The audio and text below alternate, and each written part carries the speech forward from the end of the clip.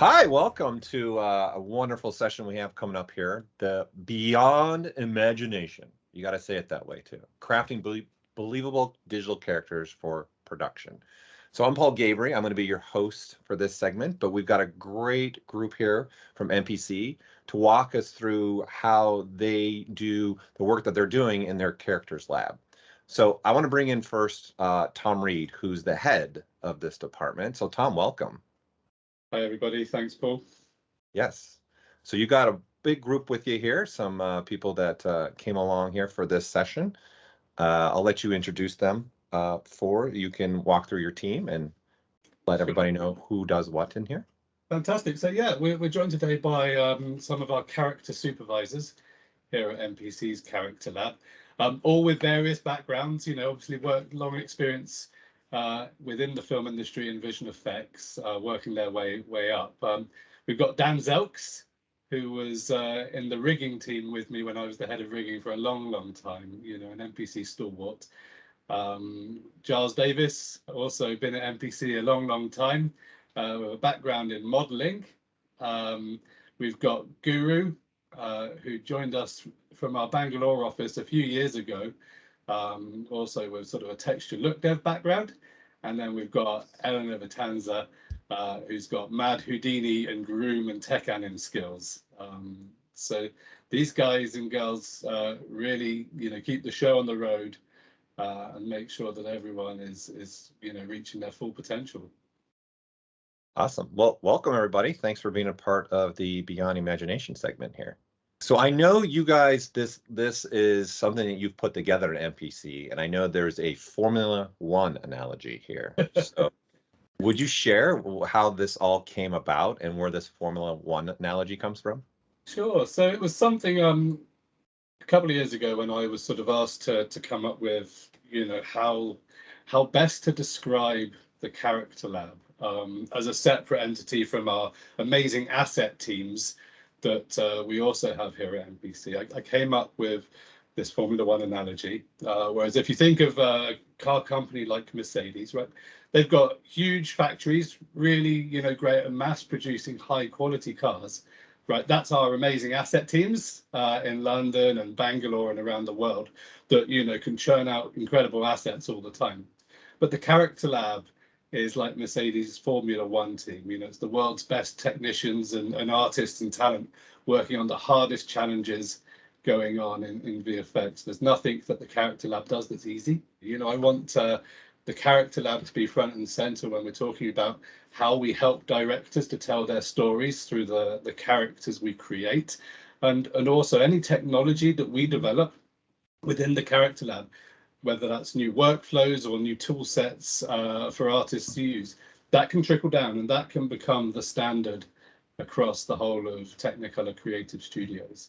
So that's it in a nutshell. It's really that sort of cutting edge world-class group at the head of the build organization. Great. And then this team is made up of different people backgrounds. Like you said, like Dan, you were a rigger originally, and now you're part of this team. Where do you come in on the process as a person that's coming from a rigging background? I think my rigging background helps me when it comes to facial setup process or articulation or how characters move.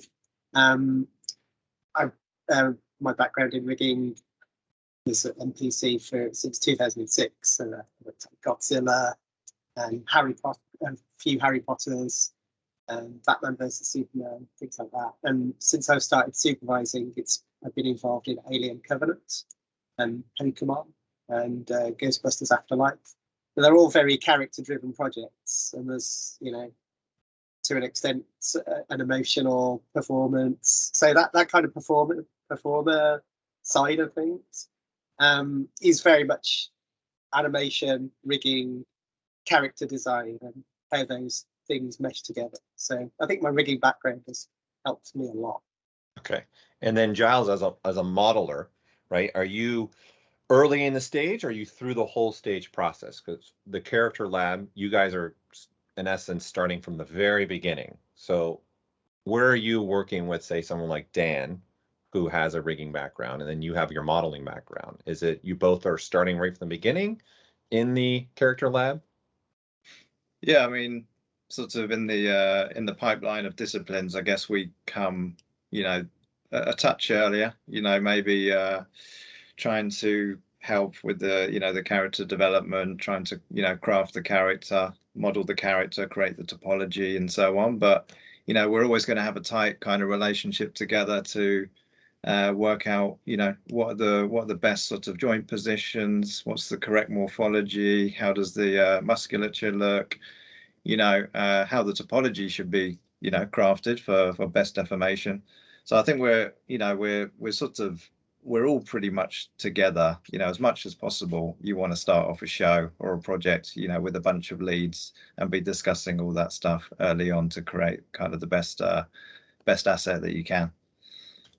So then if I'm the director and I'm coming to you guys, are you're all in the meeting with me as, like, say, the director, and starting right from scratch, conceptual side, and then how far does it go in the character lab? Yeah, I mean, we're all Character Lab supervisors, so I suppose we're representing kind of all the disciplines through modeling and texturing and look dev and groom and so on, and rigging.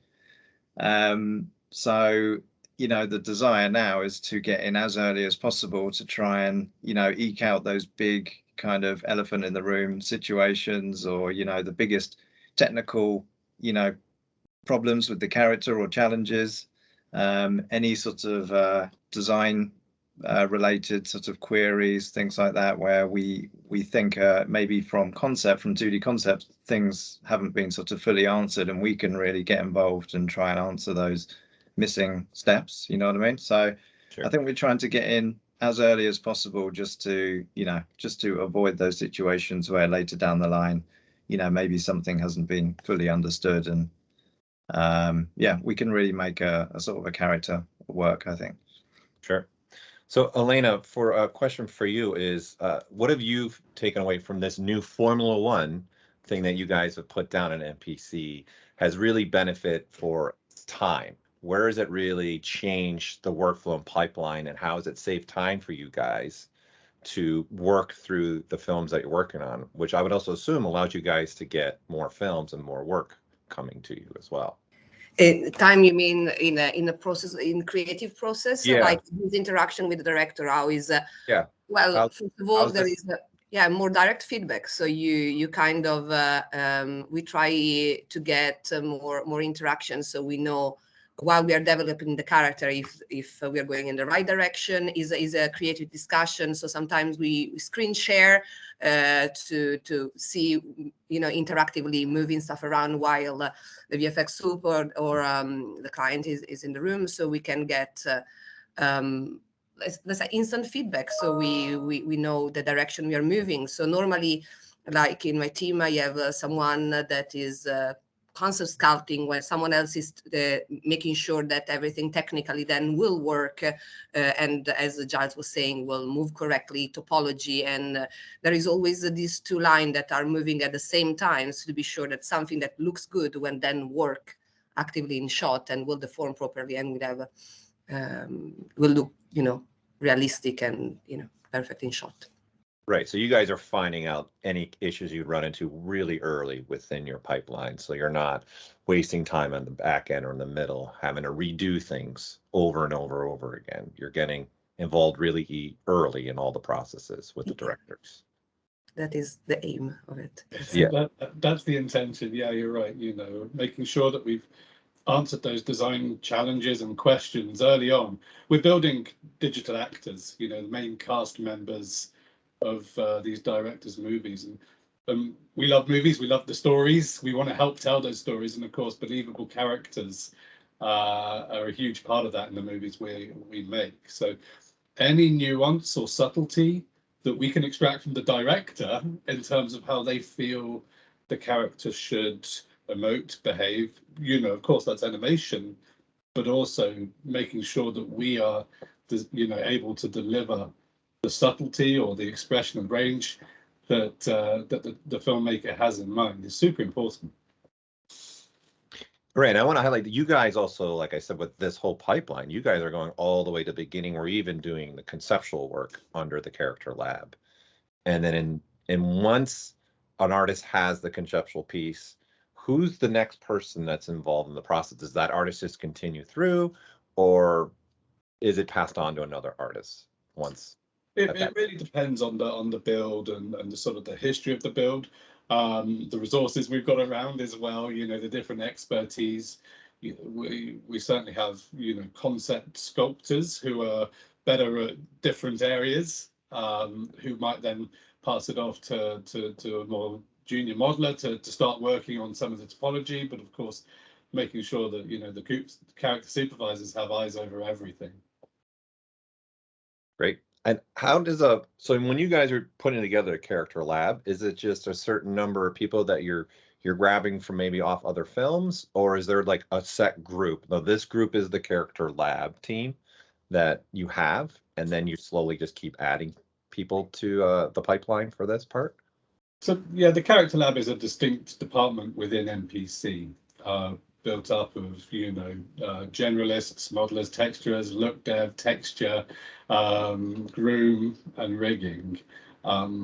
We form character build teams or show build teams based out of that group, and then we'll be liaising with the asset teams as well if we, you know, need any support, you know, for any of the tasks that you know can be supported. What's great about our relationship with the asset team as well is that it provides a training ground for more junior artists to come into somewhere like MPC, you know, to learn a pipeline and to get feedback from, you know, experienced leads and supervisors, so that, you know, at some point in their career they'll be ready to join the character lab, and you know, we know that they've got what it takes. So that's a great thing about the relationship that we have with our asset team. You guys are really thinking about how a character is going to live in the worlds that you're putting them in as well, right? How do they breathe? What's their bone structure? What there's muscle structure?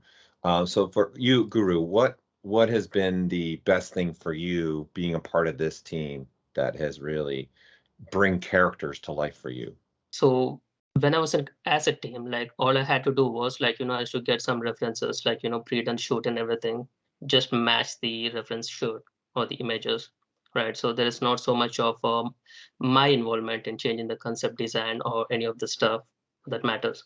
But after moving to Character Lab, I can actually get to change the concept design. Like, you know, I can get to involve early in the stages when we are working on the concept design, or even the development of the textures or the model, right? So I can get to involve more in the design process rather than just working to match a concept, where here I'm actually designing the concept in the character lab. How do you guys decide what supervisor leads what team? Does like Dan, you go, oh, this show, I love it. Like you mentioned Ghostbusters. I grew up on Ghostbusters. I'd be like, I want to do Ghostbusters. Me. Like, how do you guys decide who gets what show? I guess I do look at what people's interests and so on are, and skills are, and backgrounds. I look at which clients it is, and then obviously schedule has a huge amount to play in it. If someone's really busy on a project, you're not going to start them on a different new project. So there are several factors that go into that, you know, but obviously we want to make sure that, you know, it's a project that people want to be on, and perhaps adds variety. You know, Dan moved from one particular project with you know, a very particular organic character onto something with you know, lots of non-organic characters. So a little bit of variety. Normally there's a bit of a discussion. Elena, a question for you. Since as a supervisor, when you guys are developing one character, let's take one character. Usually for one character, how many artists are working on that? So I think, as Giles was saying, so the first step is we talk with the leads as supervisor to understand, you know, the technical aspect, and then it depends from character to character. There are characters that are more complicated than other, more abstract, characters that are a bit more straightforward. So I would say the basic thing will be like model, look dev, texture, rigging, and groom, if he has groom. Then we have the leads normally that take care of, especially sometimes the initial phase of the project. Sometimes, you know, it depends. They intervene. They're not always the one hands-on on the project. Again, it depends on the project. And sometimes there are multiple artists on one asset, but that is the core. So like the asset I am at the moment, I have one artist that is concept modeling, concept sculpture. So it helps to kind of lock the look, because the asset is a little bit more abstract than is unusual. And I have one other modeler that takes care a little bit more about the technical aspect, and then look, depth, texture, and so on. So that is the core team. And this concept sculptor is a lead, so is more in charge and helps the work. So so the concept person in the beginning becomes the lead, and no. In this particular example, I have one of the lead that is doing concept sculpting to help nail the look of this particular asset, and I have another modeler that is taking care more about topology and things like that. It follows the direction of the lead, so we can. Other times is more straightforward, so it all depends. But of course, we need to have one artist per discipline and leads involved. Okay, and then just for those that may not know, groom, when you say groom, you're referring to a character that has maybe fur all over them and is the hair and eyebrows of a character, or my wonderful lazy face shaded beard right now, right? Yes. That's what you mean by groom. Yeah, that's correct. And feathers as well. Your what's that, Tom? And feathers. Feathers. Yeah. Feathers. Yeah. But again, sometimes you might want to involve other artists, especially I have a Tekanim background, so I sometimes I involve Tekanim as well. The Tekanim is CFX in the conversation. In this particular project, again, I have to involve CFX, so the team can increase and shrink regarding to in relation to the asset you're working on. All right, Giles, what's one of the funnest projects you've worked on at Character Labs that you can share a little bit? Obviously, you can't share a lot. I mean, because Character Lab is sort of still a fairly new thing. Got to go back, to some of the old classics. You can bring old school, bring the classics in. Go for it. I loved shows like Clash of the Titans, Wrath of the Titans, things like that, like huge sort of beasts like the Kraken. We worked in kind of, it reminds me of sort of Character Lab in quite a sort of fun way. I remember, we used to have, an in-house kind of art department as well in the assets department. So it functioned in sort of a fairly similar way. I remember for the character Kronos, we were working with the art department to find out, if you remember, he was like a sort of a character that came out of a volcano, right? And he had kind of, his body was all tectonic plates, or big sort of volcanic plates, and as he moved, they kind of cracked and lava kind of like came up through the spaces and things. So sort of concepting that character and working out how to build that and how to get a sort of believable crack pattern and dynamic sort of behavior. We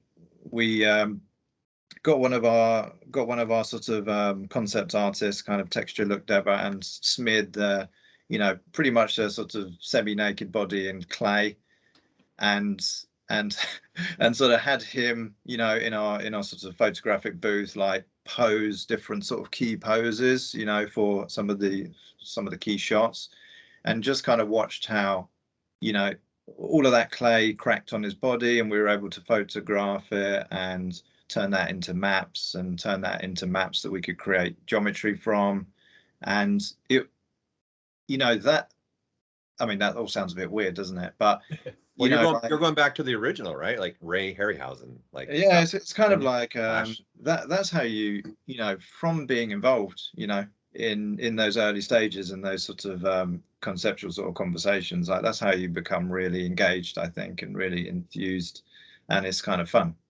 It's not just a sort of a directive from on high. It's that you've had some sort of involvement in it and enjoyed it. More recently, shows like Dumbo, just really cute sort of iconic characters, and great concept from the client in that case, being able to go beyond that phase and try and find reference, getting to go to the zoo and, interacting with baby elephants, taking photographs, and, informing other aspects of the design is all great and all fun. I like sort of animal shows and things. So I worked on Cruella recently, sort of going on set with the dogs and messing around, getting great sort of range of motion references for the riggers and fur references for the groomers. Just trying to supply good material for people back in the office to create great assets. How much of photogrammetry are you guys using when, say, a project like Dumbo, right, to get this, seeing the skin wrinkles and how the skin would move? Are you guys using any also photogrammetry just to get details? Not so much on the skin. It was more like because it's such a high detail, kind of material. It's cracks and then it's tiny sorts of nodules. It's more of like, in that case, it was sort of texture photography, and then using the photography to inform, exactly where the wrinkles are, and build it up that way. Dan, question for you is, when you guys are developing a character, how often do you think, I'm assuming because of the way you guys are doing this with the Character Lab, the Formula One way of working here, there's not a lot of having to do what I just asked. Well, I got to fix this and bringing it back. In a digital sense, when you're building a character, right, your first conceptuals, you're just being conceptual. Then you got to create, like you guys were talking about, the topology for animating, like you said, and make sure that's going to work for rigging and things like that. With this new pipeline, I would assume this back and forth is what's helping you guys the most, that there's less of that and less having to rebuild stuff. There's Is a that lot. what you're finding? The concept work is directly feeds into the production, so we're able to show things to the director early on, get that approval, have that feedback loop purely on the design with them, and then it's more likely it's not the same artists that are going on and making the production model. So there's a lot less guesswork. So Tom, when do you guys bring the director in? Do you bring them in when, what Dan just said, we've got a little bit of animation going, we've got the characters, or are you doing it first, let's just figure out the character and then we'll bring you back in and show you how the character? It really depends. Ideally we'd have a good chat together before anything happens, right? Talking about the story, talking about the character, looking at any artwork or inspiration that exists in their mind, understanding what the director is concerned about, what they feel is the biggest challenge. That's all great info for us to know, because from that we can plan out a bespoke roadmap to help the director understand what we do, how we're doing it, that we're not just a bunch of computer geeks sat in the dark spending money, right? We're passionate about helping them to tell their story. And so really opening up that communication first is really powerful. Then it's about building on that relationship and making sure that you've got all those questions in mind when you're discussing the design and presenting work. And some of it might be quite rough and blocked out, but if you've got that understanding and you're able to communicate and carry the director on the journey, then that relationship can be much more fruitful. Really we do want to just make sure we're delivering the very best for the director, right, for their movie. And so it might be doing some live sculpt sessions, or it might be getting into VR and seeing it and experiencing the scale. We did a movie, The One and Only Ivan, and part of that is that there's an elephant and there's a tiny dog, right? And VR was used there, right, to assess how those relationships and size would be. And of course, being in VR, it's a much more visceral experience, right? You understand the scales as opposed to just seeing two things on a turntable in a quick time. You get to walk around and understand that relationship. So really, it's about getting as much director time as they're comfortable with, right? And encouraging them to collaborate and share all their worries, all that they've got in mind for their movie. So when you say sculpt session, you mean actually like Guru would sit there in front of a director and literally make changes live in front of I think so. I mean, they don't have to be you know, it's not the detail at that point, right? Yeah. It's the proportion, the blocking, you know. And I was on a call last evening and we were just in Maya moving stuff around and experimenting and scaling and just having that there and setting the camera up as some of the shots, just to try and understand, because that process, we can hit save, we can send it to the team and go, hey, this is what we were, where we ended up at, right? And that's worth more than 1,000 words. So is the VR kind of replacing for you guys, unless you're 3D printing maquettes, like the old film ways they made maquettes, and then the director would come in and go, I like that one, that one, that one, and then they would dive deeper. Are you still doing like maquettes by 3D printing, or is the VR part pretty much replacing that pipeline? I mean, maquettes are lovely to have on the shelf, but if you've got Godzilla or a gorilla, Yeah. right, you can't 3D print them, and you can't experience them in different environments and see them running past. And so I really think that there's huge scope for that kind of technology, whether it's AR or VR, you know, that being able to, and then quickly adjust the scale or go, actually, we need to make our set bigger, or we're going to have to reconsider how this shot's framed. I think that that's all really useful to have as soon as possible. Okay. One thing that I think is amazing about your guys' Character Lab is you guys are bringing people from different backgrounds, different uses, and not just all modelers or all sculptors or all texture. You guys got people from whole different parts of the pipeline building this lab. So for those watching that want to work with you all at MPC and work for the Character Lab, what do you guys look for in an artist to get them to become part of MPC? Detail, attention to detail, observation, creativity, excellent skills, technical skills, all the things really. You know, it's we look for really amazing creative minds who can sculpt and do incredible things quickly, but we also look for people who are into precision and the minutiae, you know, that want to understand the science behind fur shading and all the various different more technical areas that we get, and together the sum of those parts, right? And through communication we have Teams chats just open where anyone can ask any question to all the experts of the different disciplines. We have fortnightly tech catch-ups per discipline where we can look at what's going on in the outside world, whether that's in machine learning or what's going on in the games industry or whatever, right? Well, we can just geek out for a little bit and talk, or we can just look at some beautiful showreels and appreciate, you know, how you know what amazing images are being made out there. It's that kind of community, right? Do any of you take time on your day to go like jump on a website and see, hey, what new artist is coming up and about? Do you all do that? I'm always keeping an eye on my LinkedIn feed and my Facebook feed, and you know, following links, looking at what people do, taking an interest, absorbing what's new and interesting. I'm doing a lot of it right now. You are? Yeah, you know, it's we're still looking for amazing people to come and join the team. So yeah, I'm forever looking through LinkedIn and ArtStation and following the cookie crumbs to lead me to different people. Yeah. Yeah, I know quite a few artists have gotten jobs just by posting an image and then they got reached out by a supervisor or somebody else to, That's hey. it. Yeah. Is that how you got in, Guru, as a person coming in from especially asset team and now you're on the Character Lab team? Is that something that you were doing when you're coming into the industry? Yeah, when I came in, I basically approached MPC just because I wanted to work with this amazing team here. But yeah, I've been here for 8 years. So yeah.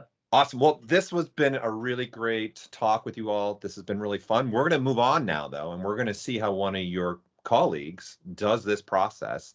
I'm going to go sit in now with Alex Halcescu and watch how he sculpts a character and the beginning process and what all the things he's thinking of when he's going to be being presented in front of a director. So let's move on to that next. So don't go anywhere. This is going to be a lot of fun. All right, so here we go. The second part of crafting photorealistic digital characters. So you just heard from all the supervisors and heard about the pipeline and how this works in the Character Lab. So we are now lucky. We got Alex Halcescu with us, who's a part of the team. It's literally going to show you now this process with a character, and he's going to break it down for you. Alex, thanks for being a part of this this presentation. Well, thank you for having me. It's been a long day, and I hope I can show you a little bit of movie magic from us at MPC. Sure. Well, let's dive right into it. Show us what the pipeline is now in action and how you guys are doing this on a regular basis at the Character Lab.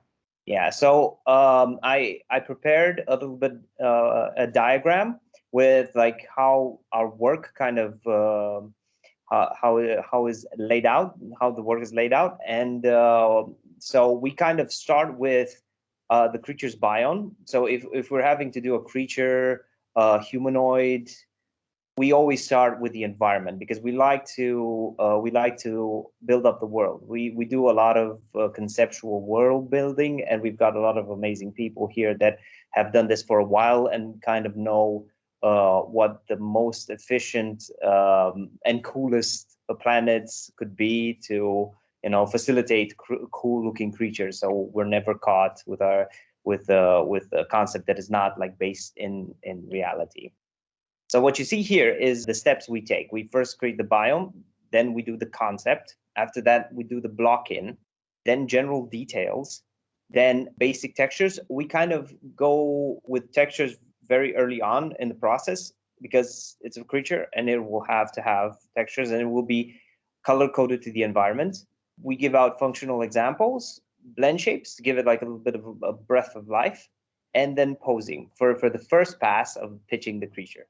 Then it goes down to Viz team, and they will put it in VR for us, waiting for the director's review. The director may come in, he may not come in, but he can see it. So he can see it either in VR, he can see it live on screen, he can see it in the meeting. So depending on what the director has to do, we can facilitate that as well. So, and after that, after the director's review, as you can see, all the little blue lines go up.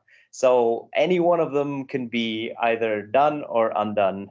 Right. So then now this is where you're figuring out the environment of this creature, because you guys are making an alien, in essence, the made up planet in some cases, right? But you are also pulling from the real world, planet Earth. So where were you pulling from when we were coming up with this environment? And how does this work for you when you're coming up with an environment that doesn't exist? One of those awesome moments in where you have an idea for a creature, then you have to think of its environment. So we start with an environment every time. We start with like a planet or like even if it's not a planet. So we take reference from our own planet. We don't add a lot of alien into it if it's a creature that we want it to like make a connection. So we try to keep the 70-30%, so 70% realistic, and then we go crazy for the rest of the 30%.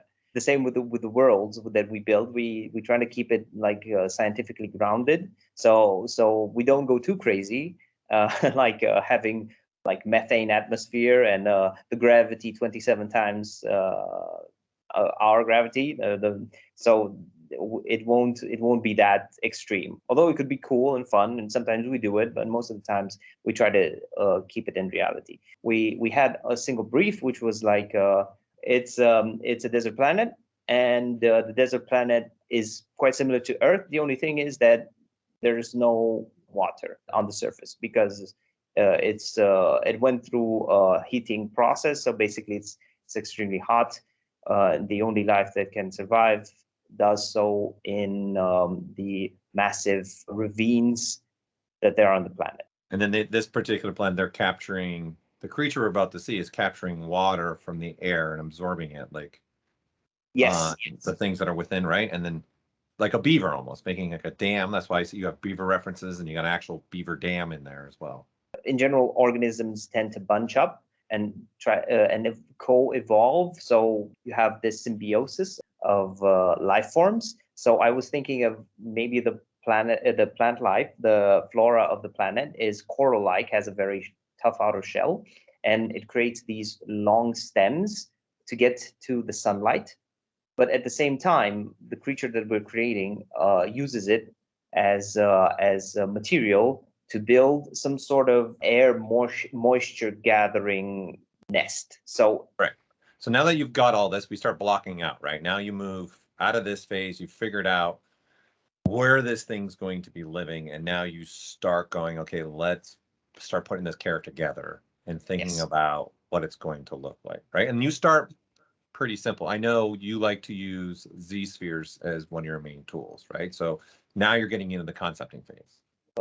The concepting phase is very important. Is actually the time in where you can be creative. You can discover things that you will put into the model in the future. So basically, happy accidents. This is the time in where you have to explore, and that's what we do quite a lot here. The process is longer or shorter depending on not the complexity of the creature. We kind of had an open brief here, so everybody could pitch in, and we try to make it as relatable and as easy as possible, so we can get this done in a day. So this doesn't happen normally; it does not take a day, but like we try to like what can a professional do in a day's work to present to the client tomorrow morning. It's important for me when I start with my Z-sphere rigs to think of all the shapes that I think of when I first saw the brief. So okay, quadruped, biped. Let's just put out all the shapes out there really quickly and try to see how the creature differs from the one that you had in your mind, because there's always that difference between the two creatures. Something might look interesting in your head, but in the end, when you put it to paper, when you put it to digital space, it tends to not kind of look like. And then you're in that period in where you're trying to match it, but you waste a lot of time when you could be doing other stuff that maybe would help you more than trying to get stuck in your head. So we're trying to eliminate that by having all the shapes out. So it's like putting all the words on a page so you can see exactly how you will arrange them. That's my process. I go through that, and as you can see now, I went through an adaptive skin phase when I went really low with the topology to get the shapes in and the angles in. It's very important for me to see the shape of the creature. And you got a lot of iterations. It also reminds me, since you're in the concepting phase, like a 2D concept artist doing a lot of thumbnails, figuring things out.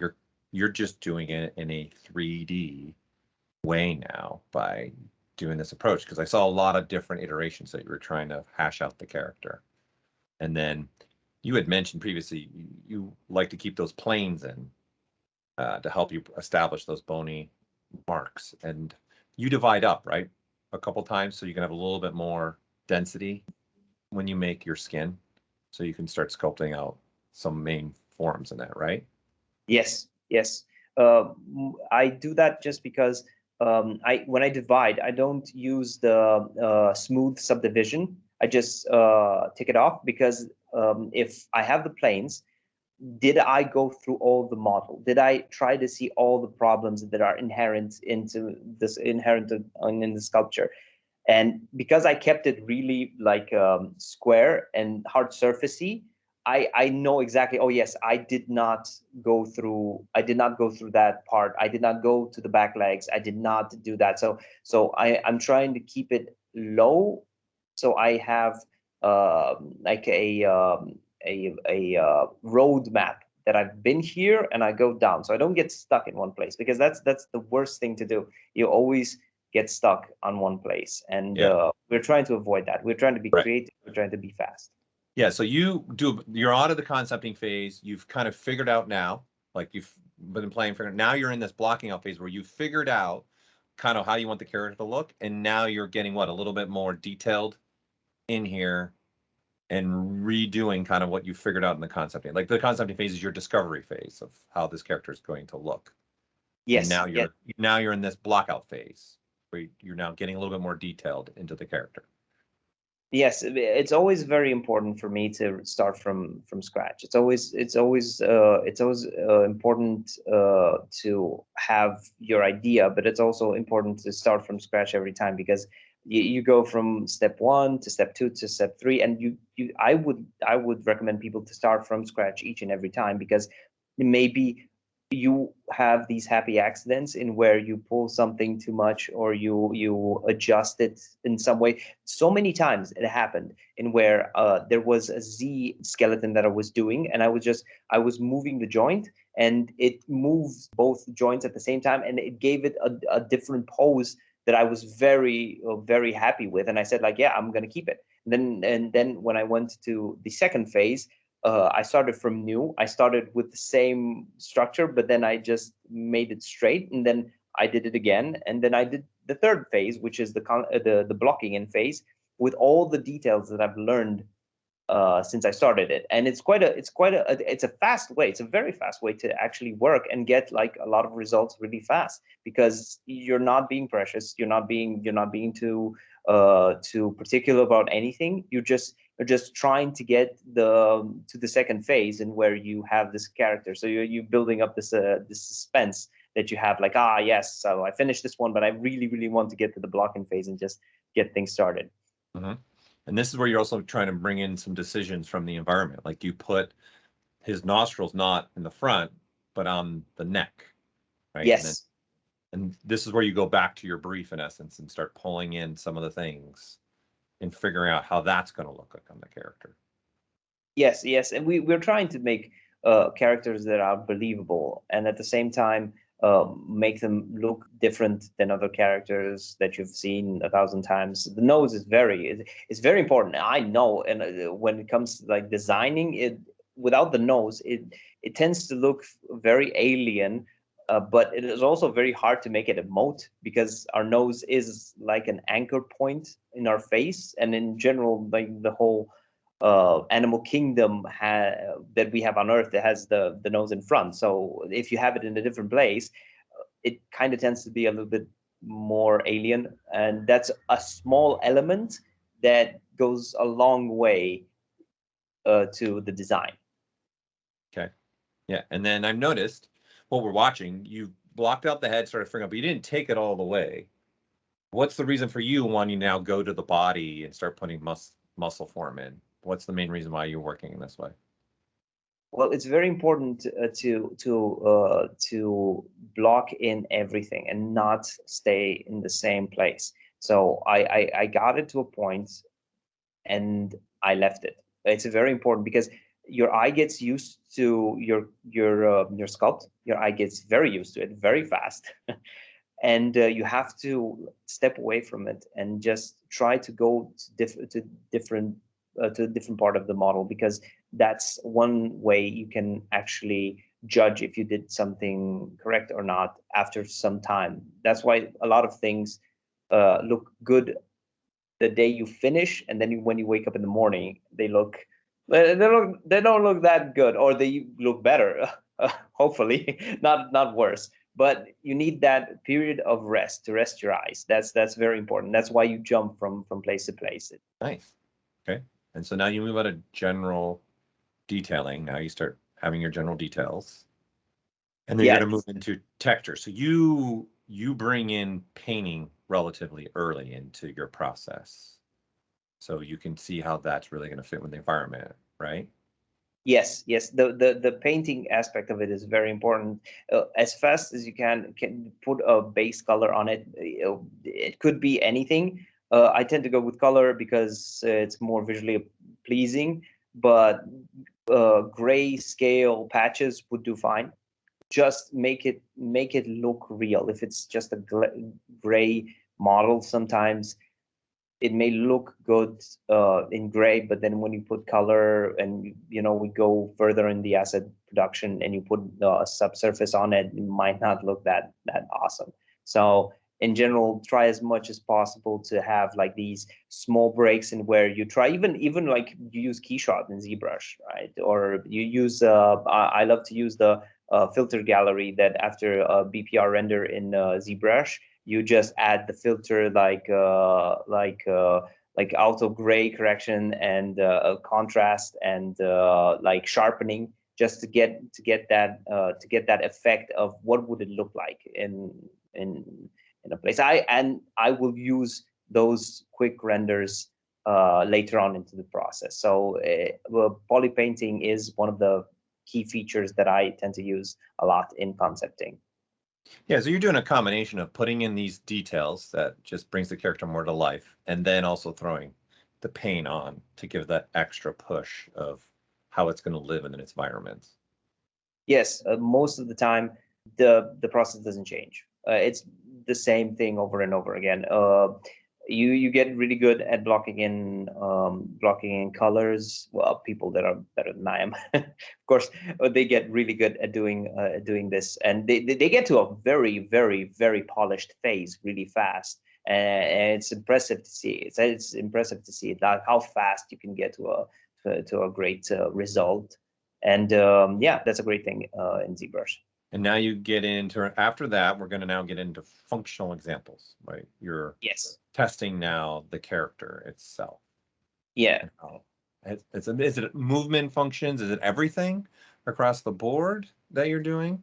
So, or is it only these finer details, like how does the eye open and close, for example, what we're looking at right now? Well, we kind of try to look at the brief, if it's detailed enough. If the director has like, because sometimes you can have only 3 words on it, like emote, scary, and whatever. So you can only have 3 words. So, but those words are very important. They're very important. So, for example, when I did the brief, I thought that the director would like to see it emote. So I thought, like, what are our tricks of the trade to make it emote easily? So big eyes, yeah, that's Disney, right? So we're trying to give as much soulfulness to the creature, but not making it too cartoony. So we have to test it. We have to test everything. We cannot sell an idea on just words. We have the show, don't tell. So we have to show all these elements to the director. So it will emote by having its eyes dilate. It will be scary when it opens its mouth. It has a specific orifice and a tongue that is weird. That would be the weird factor. The alien aspect of it. Another alien aspect when you have the nostrils on the back of the neck, because you go and explain, yes, because like our breathing canal is not very happily situated next to our food intake, so we can choke easily. So maybe an alien life form might evolve in a different way than we did, more efficiently. So all those things are indirectly in the brief because he wants to see them in the end, because it's not like let's make pretty pictures. It's more like we'll get to a point in the future in where these things will come up, and they will come up. Is this the time when the director is coming back to you, or are you just prepping all this for when you're going to sit in front of the director? Because this process allows you to bring the directors in earlier, right? To get feedback as fast as possible. Yes, we would love to get the director as fast as possible. If he can be next to me while I sculpt, it would be awesome because we can have some direct feedback. But most of the time, we understand that the fact he's extremely busy, whomever he or she is, and he doesn't have time to sit around. So we tend to prep everything beforehand, but we would love to have the director here so we can see what we're doing. So we prep these things, and then when he comes to the office or we have a chat, then either a colleague of mine or myself, we get on ZBrush, and if he has like an hour time, we can implement all his feedback directly, so we can see exactly what we did wrong, what we did right, what we can change, what we can keep. So that's the process with the directors. Sure. And at the Character Lab, we talked about taking advantage of technology. So you guys are also throwing all this in a VR. So yes. Director can actually, because how big this creature, what, dog size, right? For the one we're looking at? Yes, right? it's 86 centimeters. Right. And then now these are like an examples of, hey, I've gotten some feedback and we need to make some adjustments. And you're using all these tools to get the feedback, putting it in VR for the director to really see it, and then being alive, make changes in front of the director. So these are examples, right, of adding some expressions, which I thought this was an awesome addition to the character. Thank you. It was based on the feedback that I got from because we were simulating what would I do if my director said it's not okay or something, or like the suit said, like we need more expression. So we added more flexibility to the creature's bag of expressions by adding those ear-like elements on the head. So it can totally works. It works great. It's like, and that's such a great little trick that this is. Like you didn't add a ton here, but you added something that completely changes the character and gives you all more ways to express it. Like, and again, like I said, it comes back to like a little bit of a dog, right? Dogs' ears really move around a lot, and they express through their ears a lot of things. And I think this was a great addition to the piece, and it just shows that a simple thing can go a long way when you're designing. Yeah, that's the beauty of designing, and that's the beauty of designing and being in a community of like creatives. So then you guys, this is a diorama. So do you do a diorama for every single piece that you guys are doing, trying to figure out these creatures and characters? We do. We try to get as much in the first meeting as possible. So we put in a small diorama in because of the time that we have. Maybe the director doesn't have that much time to get everything in, so we don't have time to like, oh, let me just put it in, let's put a rock, let's model a rock. So we're trying to get like, okay, let's take all the elements that will be in the environment, take one of their key features, like for example, on this example you have the moisture trap, and try to put it in VR, so the director can actually scale it up, scale it down, place the camera in what angle he likes, and depending on the script, he may even use it as a small storyboard element. So he just print screens it and then just gives it to the storyboard artist. So this is another phase then, but you're in VR, so the director can really see the environment with the character and give you some more feedback on things that maybe need to be changed. Yes, because it's really easy to do it. I just go to Transpose Master and just make a Z-sphere rig and just place it in the environment. It's really quick. There's no hassle me going to Maya and rigging it. I just need it for like a one-time use, so the director can see it. So then I Dynamesh everything. I keep poly paint, and then just export it as an FBX to the VR software that we're using, or the game engine that we're using, and the director can see it almost like in an hour. If I can do also the modifications in quite little time because of the Z-spheres. So I just place them, put them, and that's it. And then this is on your way into the diorama, right? This is getting some more feedback and then rehashing out the pose and really getting the character to come to life a little bit more. We try to do mood boards when we can. So it's not about the creature, it's more about the environment and how he will fit in. As you can see here, we have some feedback on it, how my supervisors would have liked it to be, and how it would look better or have more information. It's all about as fast as you can give us, we can give you a feedback, and then we can show the director with the exact amount of details that we want at this stage. So that's why the mood board is there, is that it's just like a very, very small preview. It's a very rough preview. And then now that's your whole pipeline, and now it goes where after this? So after the presentation stage, the director has given his feedback.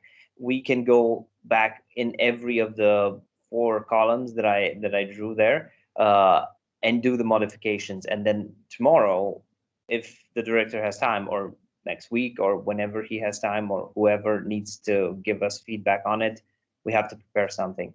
And we do this over and over again. So as you can see, feedback is very important. It cuts every it cuts every column. It's feedback, feedback, feedback. So we need to have feedback, and then afterwards it goes to the director. If he's fine with it, then it goes to asset production, and then where the idea of 3D concepts comes in is the fact that we can take our models that we've done and just give it up to the production team to actually retopologize it, put it in the software that we're using, and then render it out for looked at.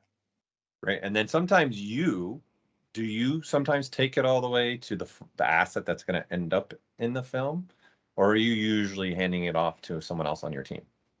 We're a very small team here in Character Labs, growing very quickly. But most of the times you have to take your asset to a point. There are very few situations in where you take your whole asset to the end, because there'll be a new project. There's always a new project, and we've got. And then you're back to square one again, creature bio, concepting, and you're living in these 8 steps that you have here a lot for you. Yeah, but depending on the show, because if they really like what you've done, you can be a part of that creature's life cycle for a very long time, because sometimes it's a fact that they come back to concepting. and it's like we have to sometimes it took like 3 months to do it, and then afterwards, after they retopologized and did the UVs and did the textures, then the director goes like, we changed the completely, well, it's going to be a background character, we need to do a new one, and then comes back to you. And then depending on how small the deadline is, if it's like really small, like if it's a week, then yeah, you may have to do all that stuff yourself, like think of everything, every element. So I'm putting a character, I have to think about the topology. Will the rig be done quick enough? If it's like a 7-headed Hydra, then probably not. The rig will take some time. But if it's like a dog-like creature, like I did, we can knock out a rig in 2 days. So it's all the decisions that you take in this stage. So depending on how kind you are to the pipeline as a concept artist, that's a big deal. If you have if you think of all these small little elements that build up. Well, this has been great, Alex, to seeing, after talking to all of your team, the Character Lab supervisor and everything, and then seeing someone from the Character Lab show an exact pipeline workflow. I think this has been fantastic information, and I can't thank you enough for being a part of this. This has been really fun to see how you go about making a character within the Character Lab at MPC. Thank you so much. It's been a pleasure. We had to cut it short, but I really loved the time that I did this presentation. It was great. Thank you. It's been an absolute pleasure having you. And it's been a lot of fun, this presentation of crafting photorealistic digital characters.